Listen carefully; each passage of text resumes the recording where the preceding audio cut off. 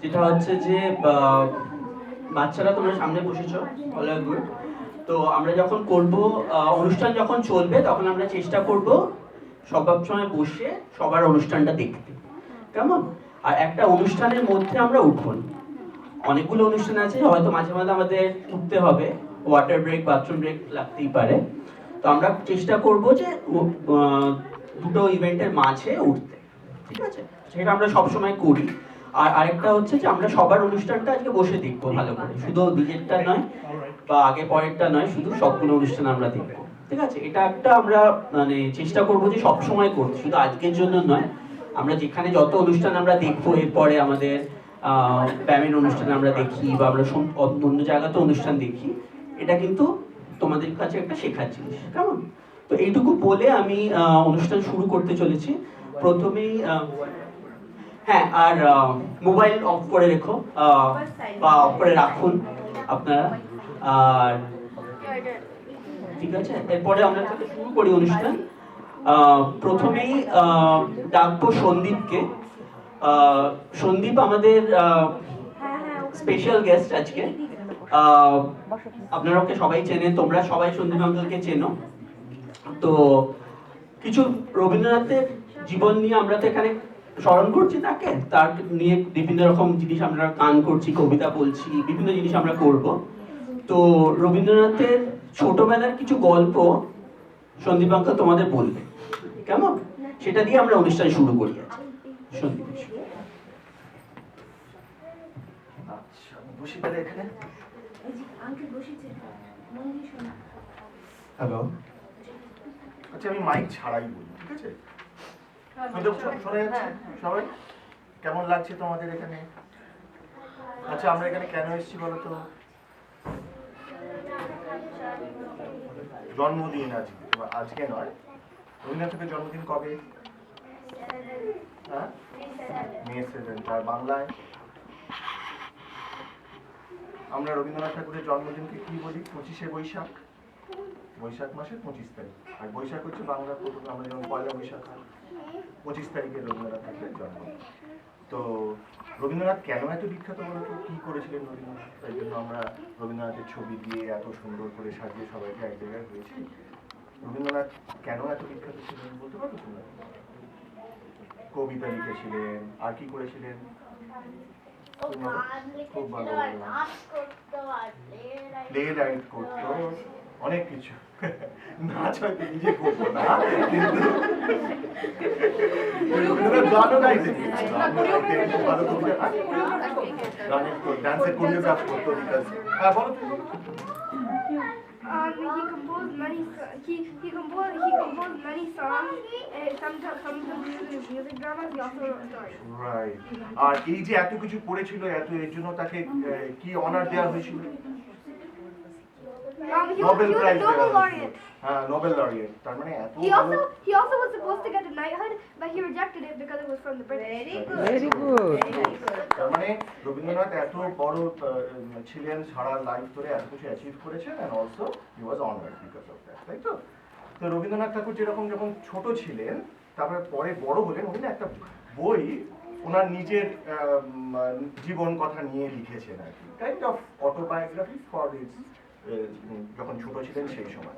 And then try to contrast যে উনি যখন বড় হলেন তখন কিরকম হলো, আর উনি যখন ছোট ছিলেন তখন কিরকম ছিল, ওই দুটোর মধ্যে কন্ট্রাস্ট করেছে। বাট তুমি দেখো 1861 রবীন্দ্রনাথ জন্ম হয়েছিল, right, which is 163 years back. তার মানে উনি ছোট হচ্ছেন অ্যাবাউট 150+ ইয়ার্স আগে।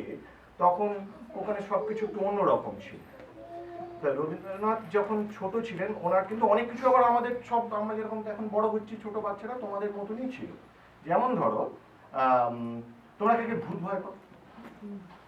ভয় পাও মানে ভূত আছে, আর আছে ভূতে ভয় পাও তোমরা কেউ? তোমরা রবীন্দ্রনাথ কিন্তু ভূতে ভয় পেতেন। তো মনে হয় একটা জায়গাতে ইয়ে করছে তখন he was actually grew up in a very well to do family, ঠিক আছে? বিরাট বড় ঘরে ছিল, অন্দরমহল মানে হচ্ছে ভেতরের ঘর আর বাহির মহল মানে আউটসাইড।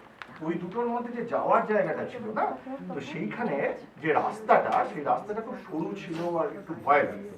তো উনি গল্পের মধ্যে লিখছেন বাহির মহল থেকে মানে বাইরে থেকে ভেতরে যাওয়ার যে সরু পথটা ছিল সেটাতে খড়খড়ি দেওয়া থাকতো, মানে ব্লাইন্ডস, বাট ওই ব্লাইন্ডসের মধ্যে অন্ধকার হচ্ছে তার মানে, আর উপর থেকে না আলো জ্বলতো খুব মানে মিটি মিটি একদম। ঠিক আছে, এটা একটা ব্যাকগ্রাউন্ড, কারণ একটুখানি ভয় লাগছে এরকম রাস্তায়। তো উপর থেকে না মিটমিটে লন্ঠন ব্যাকগ্রাউন্ড জ্বলছে। মিউজিকটা কিন্তু ভালো লাগছিল। মানে তো ভূত আর ব্যাকগ্রাউন্ড তো বলছে ওপর থেকে এরকম মিটমিটে আলো চলতো আর মন বলতো কি কি যেন বুঝি পিছুকে ধরেছে। কোনো একজন দাসী হঠাৎ করে শাকচুন্নির মতো নাক সুরে একটা আওয়াজ শুনতো আর দিয়ে ধরাম করে পড়ে যেত ভয়তে। মানে ওখানে অল্প কিছু সাউন্ড হলেই মনে হতো বুঝি ভূত এখানে চারদিকে রয়েছে, কিন্তু ভূত কি সত্যি ছিল না।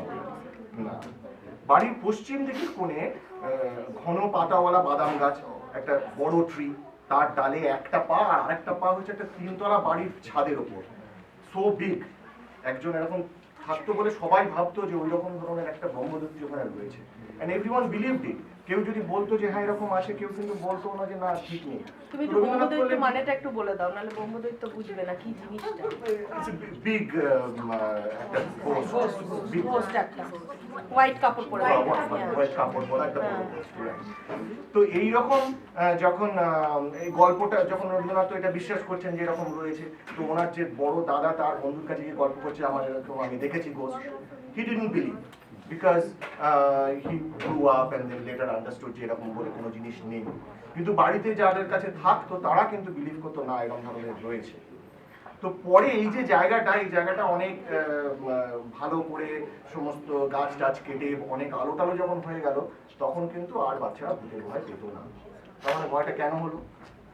ভয়টা অন্ধকার দেখে জায়গাটাতে সেরকম যাওয়া যেত না, তার জন্যই ভয় হতো।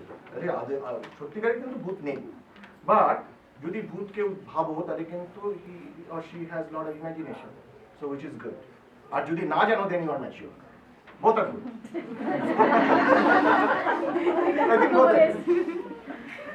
আর ছোটবেলায় যে আমি বললাম যে ওই সময় উনি বাড়িতে যে সমস্ত হেল্পার থাকতো, because well to do family ছিল, ওনাদের বাড়িতে অনেক হেল্পার্স থাকতো, তো হেল্পার্সদের কাছেই মোস্টলি উনি বড় হয়েছে। তো ওই রকম যখন বড় হচ্ছে, বড় হওয়ার সময় ওনাকে যে সব থেকে বেশি হেল্প করতো খুব কাছের ছিল শ্যাম বলে একজন, তার কথা অনেক জায়গাতেই রবীন্দ্রনাথ উল্লেখ করেছেন যে শ্যাম ওনাকে নিয়ে কি করছে, হেল্প করেছে ইত্যাদি। তো ওই সময় ছিল ডাকাতদের ভয়। ডাকাত মানে হচ্ছে ডেকয়েটস, রবার্টসের গল্প কিন্তু ওই সময় অনেক তোমার ওই সমস্ত যারা হেল্পার তাদের থেকে ওই সব গল্প শুনতেন।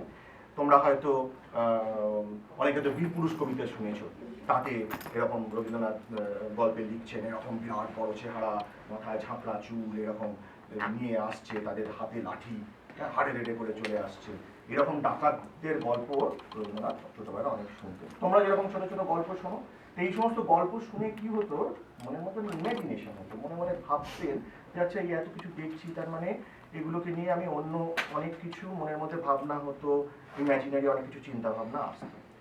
এরকম একদিন কি হয়েছে, রবীন্দ্রনাথ ঠাকুর বাড়িতে তখন 6-7 ইয়ার্স হবে, তোমাদের মতন ছোট ছোট, তখন বাড়িতে রয়েছে একা একা, স্কুল নেই। তো এই শ্যাম করেছে কি, বলছে দুষ্টুমি করে বাইরে চলে যাবে, তো এরকম একটা বড় গন্ডি কেটে দিয়েছে, যেমন রামায়ণের গন্ডি কাটা হয়েছিল, মানে তোমরা অনেকেই হয়তো জানো যে সীতাকে গন্ডি কেটে দিয়েছিল লক্ষণ যে তুমি এর বাইরে বেরোবে না, বাট সীতা কিন্তু বেরিয়ে গেছিল, তাতে কি হয়েছিল, রাবণ ধরে নিয়েছিল। তো সেই গল্প রবীন্দ্রনাথ ঠাকুর জানতেন, তো উনি বেরোতেন না, বেরিয়ে ভেতরে বসে বাইরের দিকে তাকিয়ে দেখছে কি আর হচ্ছে, দেখছে বাইরে একটা পুকুর রয়েছে, পুকুরের মধ্যে পুকুরের ঘাট আছে, পুকুর মানে পন্ড, স্মল পন্ড, হ্যাঁ, সেখানে সবাই এসে চান করছে, people are taking bath and then lot of people are walking by. এদিকে একটা বড় ব্যানিয়ান ট্রি রয়েছে, এদিকে lot of other coconut trees রয়েছে। তাই এরকম বসে বসে বসে বসে মনের মধ্যে অনেক কিছু চিন্তা ভাবনা হতো। তো এইসব চিন্তা ভাবনাগুলোকে উনি করতেন কি, বসে বসে ছোট ছোট কবিতা লিখতেন, মানে স্মল পোমস তিনি বসে বসে লিখতেন।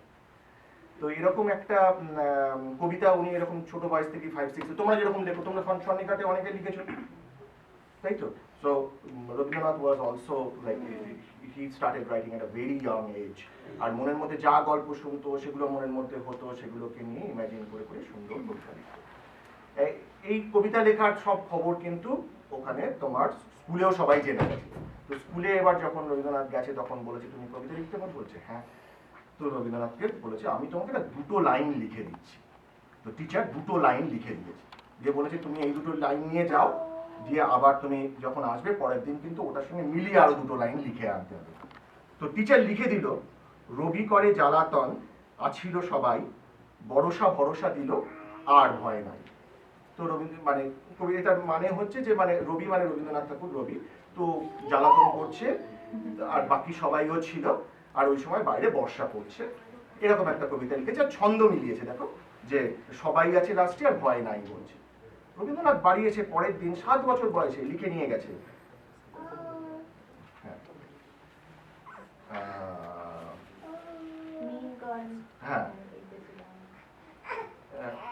মিনগণ হীন হয়ে ছিল সরোবরে, এখন তাহারা সুখে জলক্রীড়া করে। মানে মিন মানে মাছ, মাছগুলো জলের মধ্যে লেকের মধ্যে চুপ করে ছিল, কিন্তু ওই কবিতাতে ওনাকে বলেছে বর্ষা শুরু হয়েছে। তো বর্ষার কথা শুনে ওনার মনে হয়েছে যে what Barsha means, it brings lot of happiness, বাইরে থেকে পড়ছে, বৃষ্টি পড়ছে। সো হিরো ওই যে মাছগুলো যেই জল পড়লো তখন তারা কিন্তু জলের মধ্যে খেলা করতে শুরু করলো। So it brings lot of happiness to them. একটা 7 years old রাইটিং যে নট অনলি ছন্দ মিলিয়ে but also with a meaning, যে মিনিংটা ওকে দেওয়া হলো, plus with lot of depth in literature sense ছিল। আবার তোমার ওই রবিটা তোমার সূর্যকেও বলতে পারে। রবি রবি করে জ্বালা, ভরসা ভরসা দিল। রবি করে জ্বালাতন মানে খুব গরম। হ্যাঁ রবি করে জ্বালাতন মানে প্রচন্ড গরম, প্রচন্ড গরম। আর ওই গরমে তোমার সেটাও হতে পারে। না সেটাই মনে হয় দ্বৈত। জানি না মনে হয়। হ্যাঁ কিন্তু সেটা তখন এখনকার জন্য আরো বেশি এখন তো এখনকার তো একদম কলকাতা আরো বেশি গরম, ঠিকই। তো আরেকটা জিনিস রবীন্দ্রনাথ এই গল্পের মধ্যে লিখছেন এক জায়গায়, এরকম স্কুলে তো যেতেন, ওখানে পড়াশোনা হতো, ওখানে তখনকার দিনে ছিল না বাড়িতেও টিচার রাখা হতো, বাড়িতে টিচার এসে বাড়িতে পড়াতো। তো ওই রকম একজন টিচারের নাম ছিল নীলকমল, নীলকমল মাস্টার এরকম ভাবে বলা হতো সম্বোধন করে। তো উনি এসে বাড়িতে সমস্ত কিছু পড়াতেন, মোস্টলি ওনার ভালো লাগতো যেগুলো বুঝে। কিন্তু এরকম সায়েন্সের আরেকজন টিচার আসতো, উনি এসে যা পড়াতেন অনেক সময় শুধু পড়াতেন না, পড়ানোর সাথে সাথে বলতেন যে তোমাকে এগুলো কিন্তু মেমোরাইজ করতে হবে। তো he tried it but never like to memorise things, যে জাস্ট উইদাউট আন্ডারস্ট্যান্ডিং। তো রবীন্দ্রনাথের মনের মধ্যে ওই জিনিসটা বারবার হতো, and he rejected the idea of যে আমি যেটা বুঝবো না সেটাকে আমি just for the sake of memorisation memorise করবো না। এবং নর্মাল যে সমস্ত ট্র্যাডিশনাল ওয়ে অফ ইয়েতে তার মধ্যে এত ইমাজিনেশন, এত কিছু মনের মধ্যে ভাবনা চিন্তা যেগুলো হতো, those happened because of you wanted to be more free and have this freedom, have the imaginary thinking all in your mind. তো তোমরা যখন বই পড়বে, চারদিকে অনেক কিছু দেখবে, সবকিছু শিখবে, অ্যাবজর্ব করবে, and then try to write something that what you guys already do, তাই না? বা তুমি ছবি আঁকো, somehow express your imagination. এই জিনিসটার সূত্র ধরে রবীন্দ্রনাথ আরো বলছেন যে ট্র্যাডিশনাল ওয়েতে উনি কোনোদিন গান শেখেননি, বা উনি কোনো কেউ কাউকে ওনাকে ওইভাবে কবিতা শেখানো, মানে it all happen because of বাইরে থেকে যা যা শুনেছেন। তো সেই রকমই উনি বলছেন যখন একদম ছোট্ট ছিলেন তখন কি হতো, তোমাদের বাচ্চাদের গল্প বলে গান শুনিয়ে এরকমভাবে করা হয়। তো ওই সমস্ত গানগুলো বা যে সমস্ত কবিতাগুলো হতো সেগুলো ওনার মনের মধ্যে মানে ছন্দের মতন, কবিতার ছন্দগুলো ওনার মনের মধ্যে খেলতে থাকতো পরবর্তীকালে, and that made him become such a famous person over time, because ওনার ভেতরে ওই জিনিসগুলো কবিতার মধ্যে যা ছন্দ হতো বা উনি যা গান শুনতেন সেই গানের যে সুর সেগুলো ওনার শরীরের মধ্যে, মনের মধ্যে সবসময় অ্যাবজর্ব করতে পারতেন উনি। তো আজকেও আমরা তাই করি, তোমাদের সবার থেকে আমরা যখন গান শুনবো, কবিতা শুনবো, সেগুলো আমরা সবাই মন দিয়ে শুনবো, একে অন্যের থেকে অনেক কিছু জানবো, শুনবো, প্রেজেন্টেশন দেখবো, রবীন্দ্রনাথ সম্পর্কে আরো অনেক কিছু জানবো। তো আমরা সেইটা তার এবার শুরু করি।